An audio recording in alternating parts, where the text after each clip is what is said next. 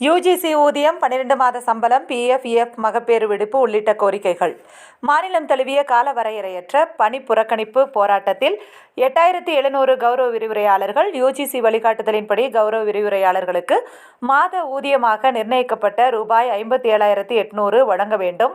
அனைத்து அரசு கலைக்கல்லூரி கௌரவ விரிவுரையாளர்களுக்கும் ஆண்டுதோறும் 12 மாத ஊதியம் வழங்க வேண்டும். பிஎஃப் மற்றும் இஎஃப் பிடித்தம் செய்ய வேண்டும். மகப்பேறு விடுப்பு வழங்க வேண்டும். ஓய்வு பெற்ற கௌரவ விரிவுரையாளர்களுக்கு ரூபாய் 25 லட்சம் பணிக்கொடை வழங்க வேண்டும் உள்ளிட்ட பல்வேறு கோரிக்கைகளை நிறைவேற்ற வலியுறுத்தி தமிழ்நாடு அரசு கலைக்கல்லூரி கௌரவ விரிவுரையாளர் நலசங்கம் சார்பில் மாநிலம் தழுவிய போராட்டம் நடைபெற்று வருகிறது. தமிழ்நாடு முழுவதும் உள்ள 180 அரசு கலைக்கல்லூரிகளில் பணியாற்றும் சுமார் 8700 கௌரவ விரிவுரையாளர்கள் இந்த போராட்டத்தில் பங்கேற்றுள்ளனர்.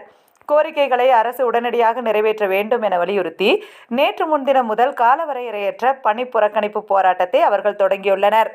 இதன் ஒரு பகுதியாக நீலகிரி மாவட்டம் ஊட்டியில் அமைந்துள்ள அரசு கலைக்கல்லூரி நுழைவாயில் முன்பு கௌரவ விரிவுரையாளர்கள் துண்டு பிரசுரங்கள் வழங்கி அரசின் கவனத்தை ஈர்க்கும் வகையில் நடைபெற்ற இந்த போராட்டத்தின் போது தங்களின் நீண்டகால கோரிக்கைகள் தொடர்ந்து புறக்கணிக்கப்படுவதாகவும் உரிய தீர்வு கிடைக்கும் வரை இந்த பணி புறக்கணிப்பு போராட்டம் தொடரும் என்றும் அவர்கள் தெரிவித்தனர்.